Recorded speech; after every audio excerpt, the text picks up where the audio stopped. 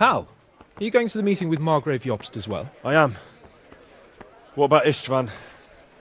I assume... That we didn't catch him? No. Because if we had, you'd be the first one to know. Have no fear. We'll get him eventually. I hope you're right.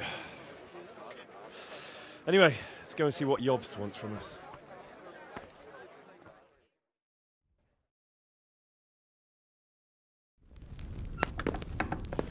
My lords, Christ's blessings on you all.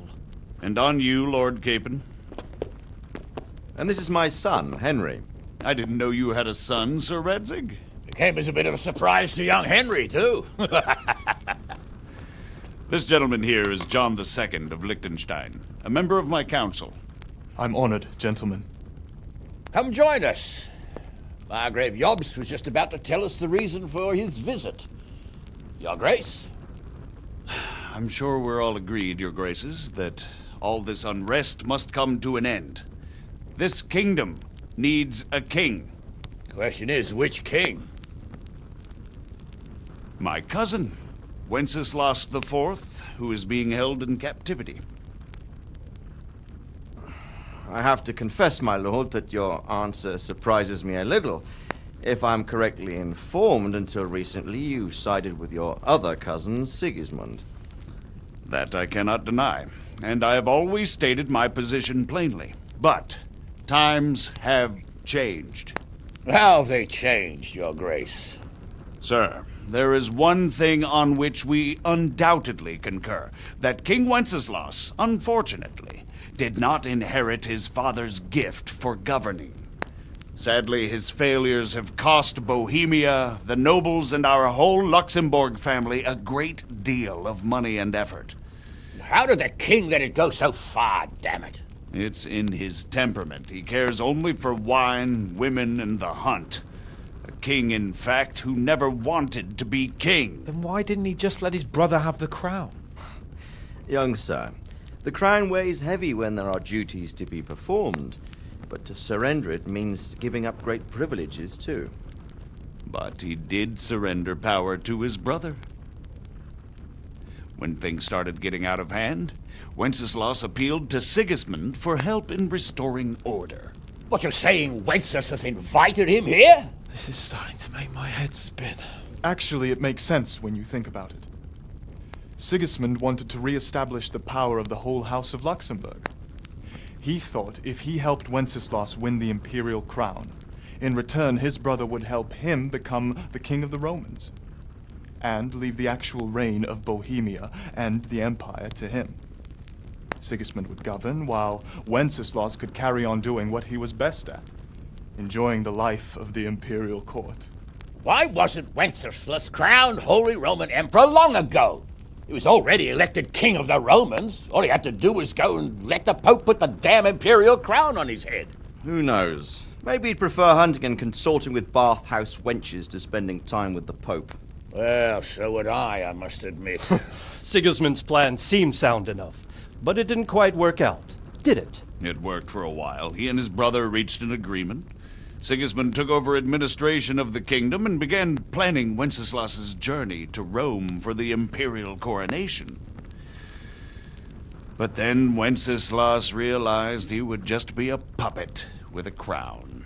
I must say, Margrave Jobst, Wenceslas and Prokop behave rather like naughty children in need of a good clout about the ears. Sigismund would agree. He was already planning his rule of Bohemia, and all of a sudden, the rug was pulled from under him. I'd say he lost his patience and decided he'd drag Wenceslas to the coronation kicking and screaming if he had to. Just like a naughty child, as you say. So he abducted him and your brother Prokop too, if I heard correctly. Correct. And you helped him do it, if I heard correctly. Yes, Your Graces, it's true. I was there when Sigismund abducted Prokop. I thought everything could somehow be settled, that we could make my brother see sense. But Sigismund just wanted to put an end to the dispute once and for all, whatever the cost. There was nothing I could do to stop him. And that's one of the reasons why I'm here. The worst of it is that it was all for nothing. Instead of putting a stop to the revolt, it escalated it, and the result is this chaos we have today. That's true enough, sir. But I must admit now, I'm not sure what your position is. The king is incompetent, but we must protect him? The simple truth, gentlemen, is that for all of Wenceslas's faults, we have no one else. So we'll have to make do with his idleness. People like him, though. But what can we do now? Sigismund has the League of Lords behind him. Otto von Bergolf, Heinrich von Rosenberg. The situation has gotten completely out of control. Now even the nobles of the League of Lords are realizing that Sigismund wasn't the right choice. So now Bergolf is on your side. Are we to assemble an army together with him and face Sigismund on the field of battle? We're not in Hungary now. Such affairs may be settled elegantly, without unnecessary hostilities or expenses. I have negotiated an alliance with the Hungarian bishops, the Polish, and of course the Czech nobility, against Sigismund. Every day he is losing the ground under his feet, and that's why I need your help too. What kind of help, though? Sigismund has a massive army, and Rosenberg, Berghoff, and Prague are behind him. Do you have an army you could face him with? But that's not what I mean at all. There's been a revolt against Sigismund in Hungary, partly due to my efforts, and now he'll have to choose whether he wants to gain the Bohemian crown, which is a very risky enterprise, or hold on to the Hungarian one. He can't have both. And there's a tough struggle awaiting him in Hungary. I'm not sure he'll win, and Rosenberg and Berghoff know it too. They're not stupid. If the Bohemian nobility stands together, they will turn. We are men of little consequence, Margrave. Radzig here lost everything because of his alliance with Wenceslas. Sir Divish came within a hair of the same fate. Even Rattay is defenseless against Sigismund and the League of Lords. What's more, Your Grace, King Wenceslas languishes in captivity in Vienna. He can't rule too well from there. And what do you propose?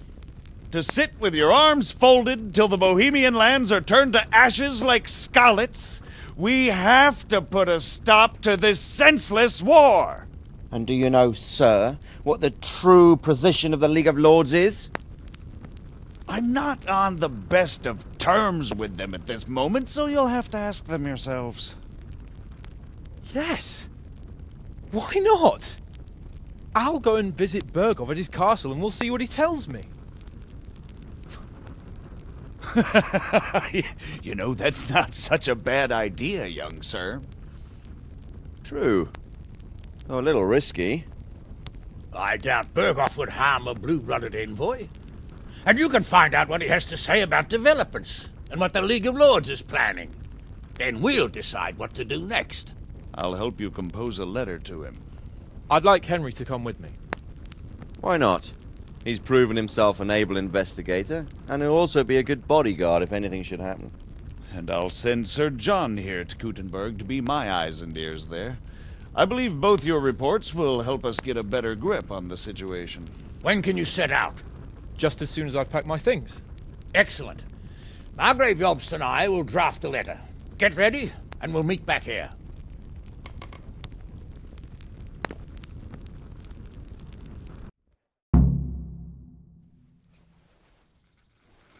I expect it would be best to write it in your name as Lord of Lipa. Quite so, Margrave. What exactly am I to write? Oh, what isn't really the issue. The question is how.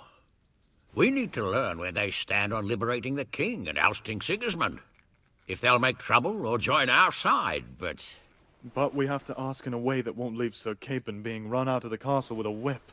Exactly. How about writing that you're concerned about current events and that you want to see things settled peaceably, and then ask the opinion of the League of Lords? Very well said, sir. And what they want to do about freeing King Wenceslas. Whether they think liberating King Wenceslas IV might contribute to resolving the dispute? And what they plan to do about the god-awful mess in this country. What steps they envisage taking to end the pillaging of Bohemia by foreign armies? I couldn't have put it better myself. Well, I'd also venture to suggest one more. What is their stance on that is, the initiatives of Margrave Jobst of Moravia and a large part of the Bohemian nobility? Whether they plan to take action against them or support their efforts? You read my thoughts, sir.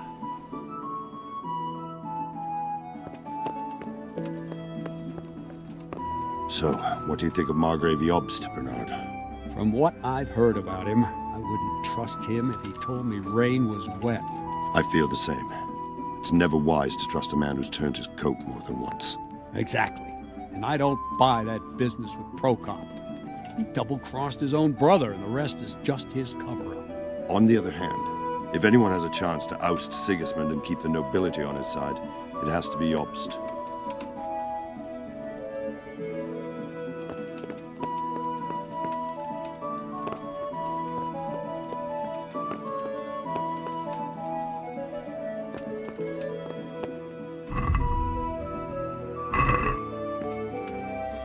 So what do you think of it all, Sir Divish? I think I don't know what to think. That makes two of us. If I didn't know anything about Jobst, I'd say he's right and absolutely truthful. But I've heard too much about him already. Likewise. But I do feel he's the one with the best chance to put things right. Well, we'll see what we learn from Berghoff. If the League of Lords stands with Sigismund, then our chances pale, in spite of everything Jobst said. We shall see. We shall see.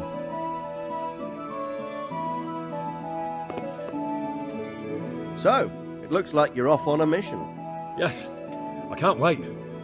I don't want to dampen your spirits, my boy, but watch out. These are evil times, and who knows what can happen along the way. Not to mention that Berghoff is no saint. Don't worry. I know. You've shown you can fend for yourself, but do take care. You'll be travelling as Lord Capon's bodyguard. You'll be there to make sure nothing untoward happens to him. Keep your eyes peeled and your ears wide open. What Berghoff tells you is one thing, but what you see may be quite another. Rest assured, Father. And don't get embroiled in anything else. Just hand over the letter, hear out his reply, and return. Yes.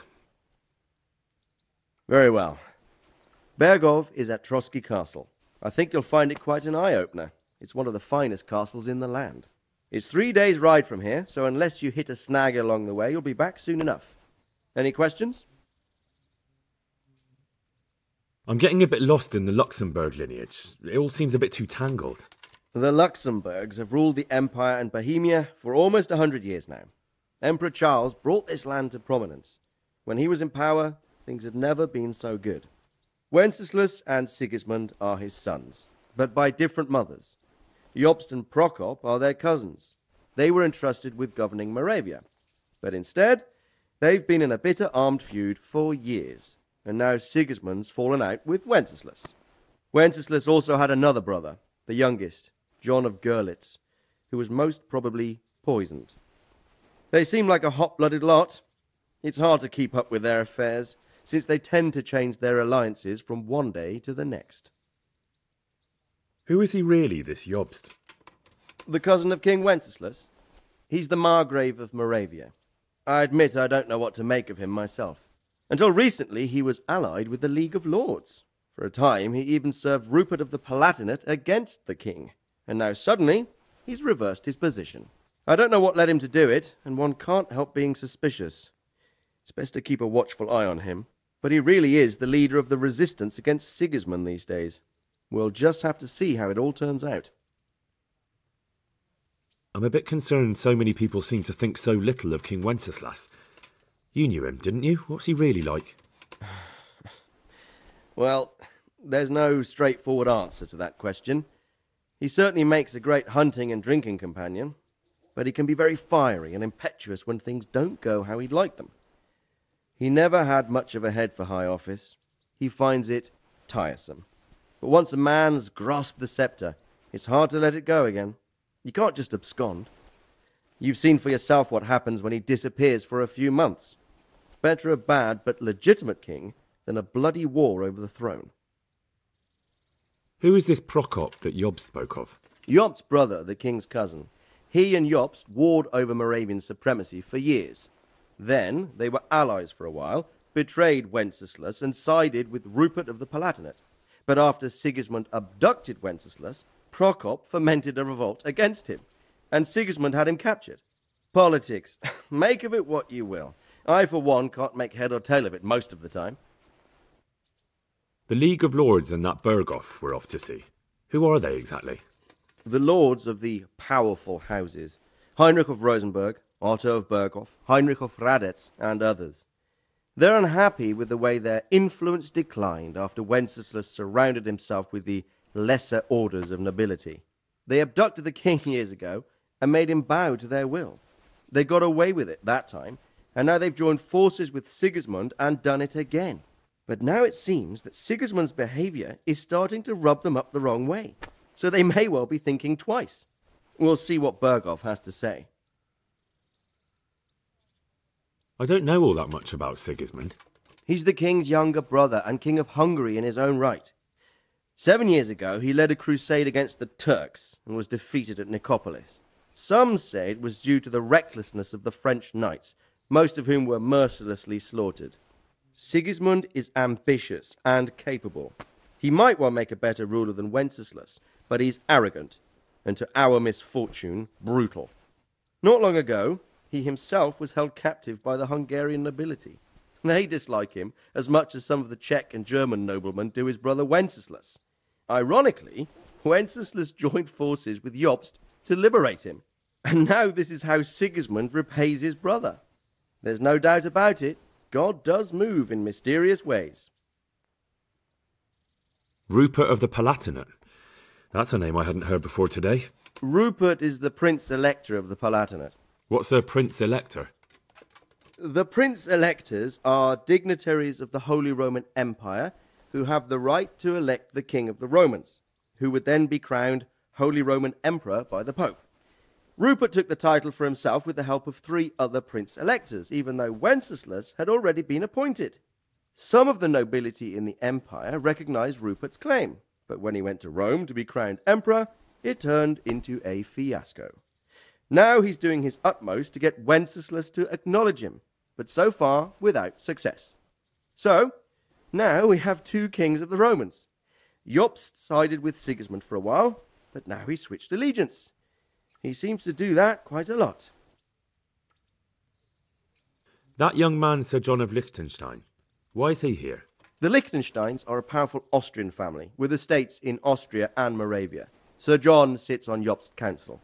Since the king's being held captive in Vienna, I suppose it makes sense to have a powerful Austrian house as allies. It could be very useful. That's about all. Very well. Take the letter from Sir Hanush. And good luck, son.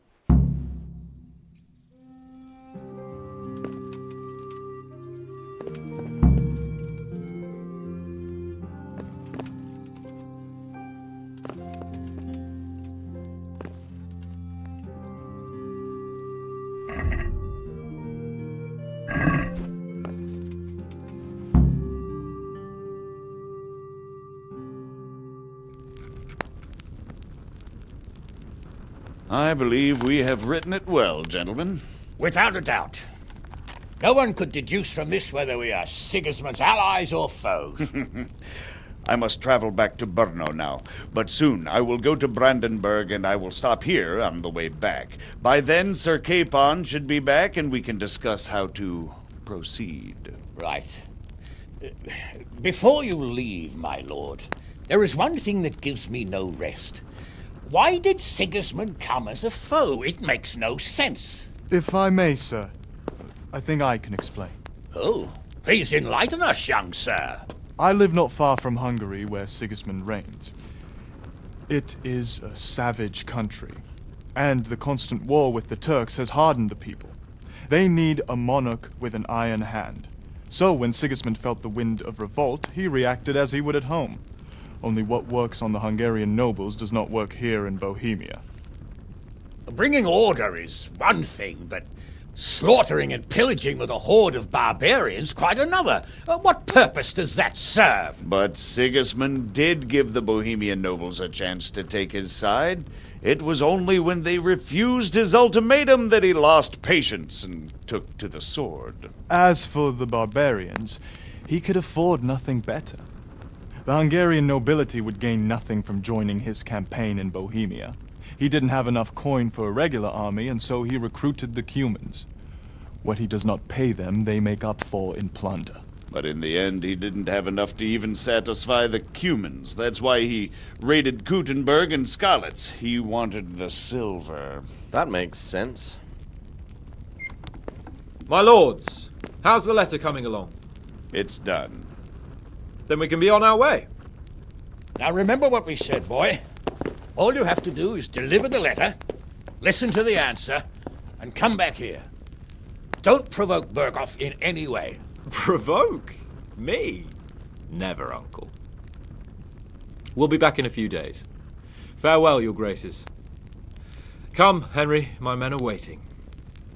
I wish you Godspeed.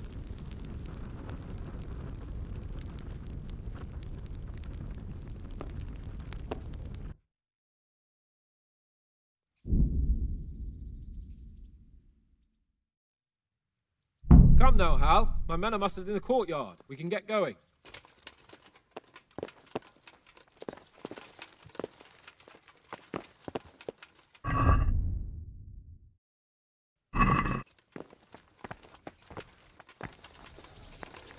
The Lord be praised. Are you wishing you'd stayed home at Rattay instead of joining in our nighttime venture?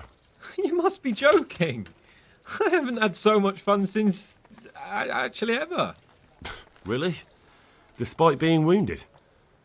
Actually, you missed the best part. When I was hauling you like a sack of grain to the battlements dead to the world. It can't have been that much fun if I fell asleep. But you might have handled me a bit more gently. I'm black and blue all over. Oh, all right then. Next time I'll just leave you to Istvan's tender mercies. Nonsense. What would you do without me? Still, thank you for hauling me out of there. Anything for you, my lord. See you later.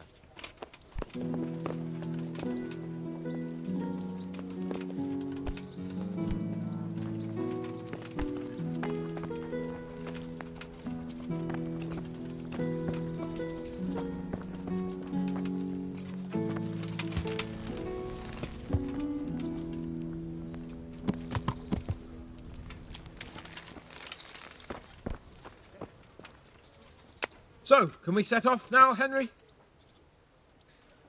Of course. I can't wait. So, to horse! The Lord of Berghoff is bound to be waiting us eagerly.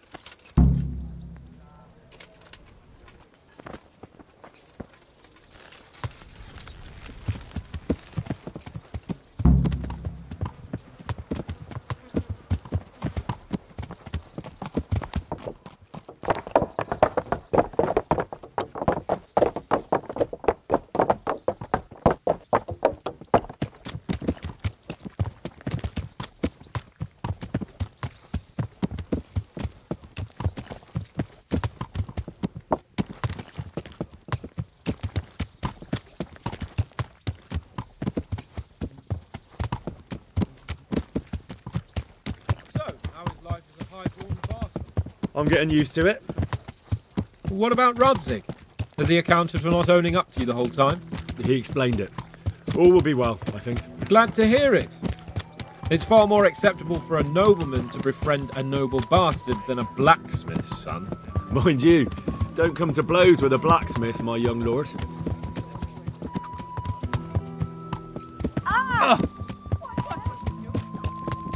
What do you think about Sir Jobst and his plan? Well, I admit all the scheming has me a little lost. I thought Sigismund was the devil, Wenceslas a martyr, those on his side the heroes, and those against him the villains. I believed we'd rescue the king and all would be well again, but now it looks a lot more complicated. Exactly. I didn't expect the noble lords to be as noble as the angels, but I hadn't expected such a sewer. They behave like children. I can't fathom how after all this backstabbing they're somehow still on speaking terms. I don't know either. It beggars belief.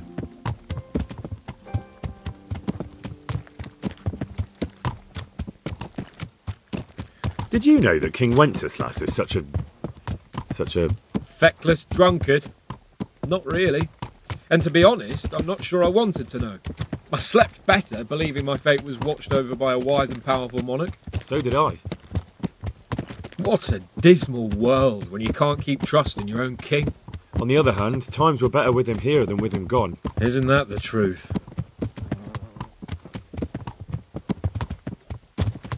Yeah.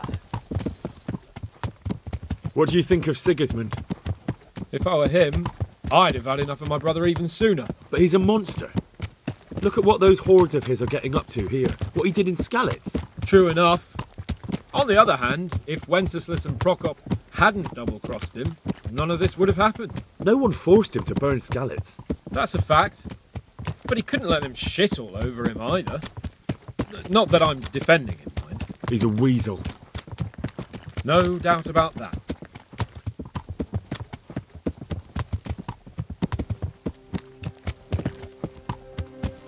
Do you know anything about Prokop? Ha! Sir Hanush could tell you a thing or two about him. Why? Last winter, a certain Sir Jan Sokol of Lamberg, a well-known knight, or robber baron to some, tried to occupy the city of Iglau, which was on the orders of none other than Prokop. And what has that got to do with Hanush? Well, he was there with him. Of course, that's not something to brag about in front of Jobst. And what was it all about? They wanted to occupy a city that was on the side of the League of Lords, but despite there being several hundred strong, they didn't take it. For one thing, they couldn't get past the Iglau women, with their pitchforks and cauldrons of hot water. I would never have thought of Sir Hanush as such a rebel.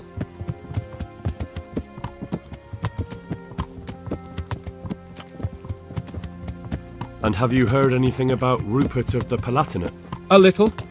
He can't manage even to wrest power from a king who doesn't much care for ruling and isn't fighting back. That doesn't seem like a man who has what it takes to rule. And that's all I need to know.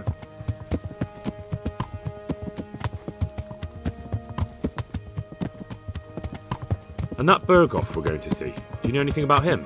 I haven't heard much good about him, but I have a feeling that some other nobles are quite in awe of him. And his castle is apparently quite impressive. I'll be interested to see for myself.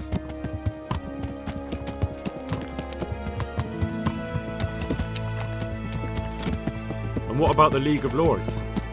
Wealthy, pompous. The king doesn't seem to like them much. He's chosen to let the lesser ranks of the nobility into his circle, men like your father.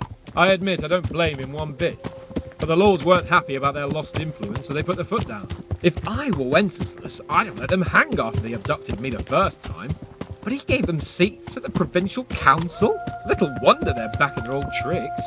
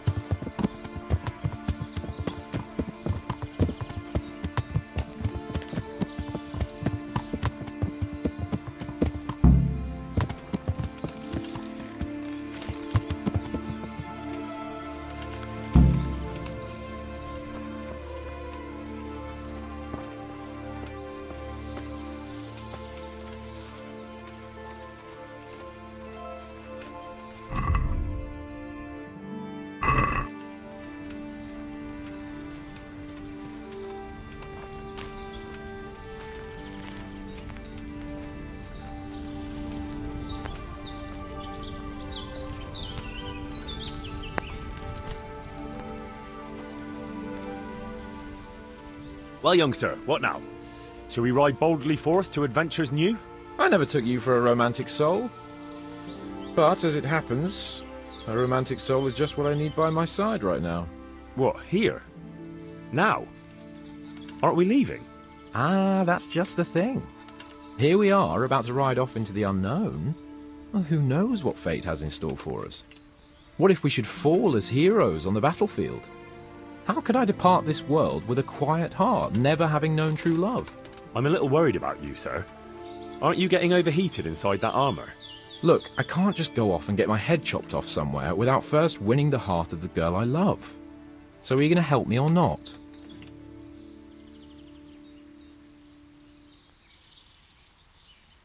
Oh well, the sooner we get it out of the way, the sooner we can get going. Not to worry, Henry. Your role in this affair is of the utmost importance.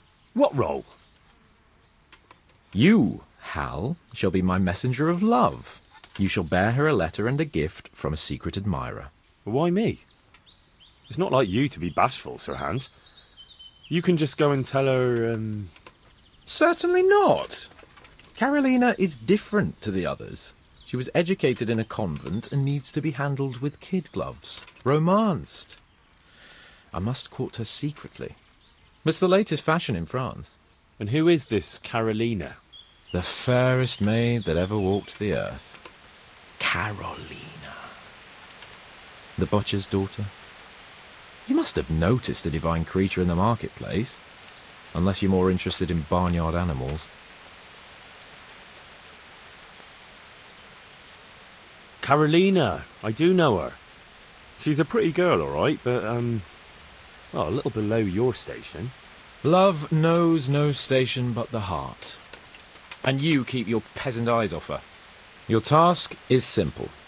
All you have to do is get hold of a necklace fine enough to grace her lovely neck. I did have one that I inherited from my great-grandmother. Unfortunately, not anymore. What happened to it? I lost it playing dice at the inn. But you'll get it back for me. You're a smart lad. I'm sure you'll figure out a way. And I'll reward you handsomely. Oh, all right then. Is there something else I should know about this necklace? I lost it at dice in the Ledechko Tavern when I was there to see... Well, that's not important. So, some dice player from Ledechko won your grandmother's valuable necklace. Haven't you learned anything from losing to Zdena, the bathhouse wench? My great-grandmother's. And, as it happens, I have learned a trick or two. But that fellow has the luck of the devil. No doubt he'll still be sitting there, swindling other folk out of their hard-earned groschen. Oh, what's the use? All right. I'll go to Ledechko, find this diabolical dice player and see what I can do. Though I'll probably lose my shirt to him. Well, there's more than one way to skin a cat. Goodbye.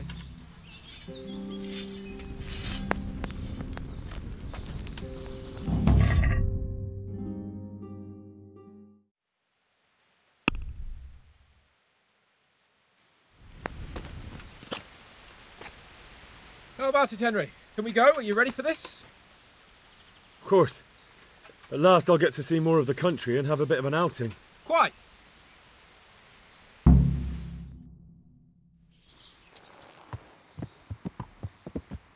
Let's get to it then. I finally have the feeling we're doing something worthwhile. We're helping to save the king. Instead of saving his drunken majesty, I'd rather find that whoreson who murdered my parents, get the sword back from him, and skewer him with it. Cheer up, Henry. I have a feeling you'll get your chance one day, and it won't be long in coming. Forward, men! Audentes fortuna juvat!